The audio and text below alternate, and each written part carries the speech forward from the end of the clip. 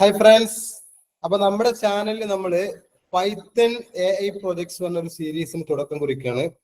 അപ്പൊ എന്തുകൊണ്ട് ഇങ്ങനെ ഒരു സീരീസ് എന്നുള്ളതാണ് ഞാൻ ജസ്റ്റ് ഈ ഒരു വീഡിയോയിൽ പറയുന്നത്.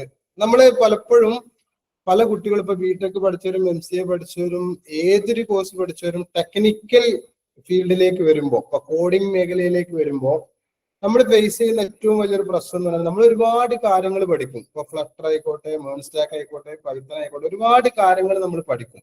പക്ഷെ നമുക്ക് എന്താവില്ല, ഒരു പ്രൊജക്ട് ചെയ്തിട്ട് നമുക്കൊരു എക്സ്പീരിയൻസ് ഇല്ലെങ്കിൽ നമുക്ക് ഒരിക്കലും ഒരു IT കമ്പനിയിൽ പോയിട്ട് നല്ല രീതിയിൽ എന്ത് ചെയ്യാൻ കഴിയില്ല, പെർഫോം ചെയ്യാൻ കഴിയില്ല. അപ്പൊ അതിനൊരു സൊല്യൂഷൻ ആയിട്ടാണ് നമ്മളെ ഈ ഒരു സീരീസ് കൊണ്ടുപോകുന്നത്.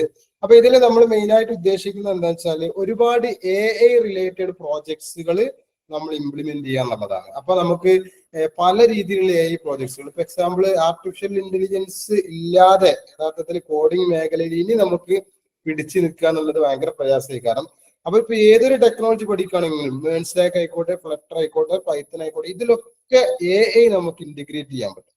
അപ്പൊ നമ്മള് AI റിലേറ്റഡ് പ്രോജക്ട്സുകൾ നമ്മൾ പൈത്തൺ ലാംഗ്വേജ് മെയിൻ ആയിട്ട് നമ്മൾ യൂസ് ചെയ്യുന്ന ഇതിൽ പൈത്തൺ ലാംഗ്വേജ് ആണ്.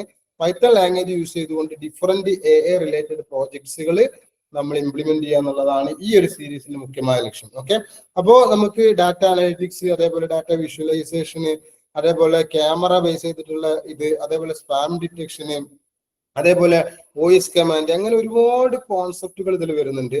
അപ്പൊ ഇതെല്ലാം നമുക്ക് എന്ത് ചെയ്യാം, ഓരോ സീരീസ് ആയിട്ട് ഓരോ പ്രൊജക്റ്റുകളായിട്ട് നമുക്ക് വളരെ സിമ്പിൾ ആയിട്ട് നമുക്ക് ഇംപ്ലിമെന്റ് ചെയ്യാൻ പറ്റും. അപ്പൊ അതാണ് നമ്മൾ ഇതിന്റെ ലക്ഷ്യം. അപ്പൊ എന്തായാലും നമുക്ക് ഒരു സിമ്പിൾ പ്രൊജക്റ്റുമായിട്ട് അടുത്ത വീഡിയോയിൽ നമുക്ക് കാണാം. Okay, by.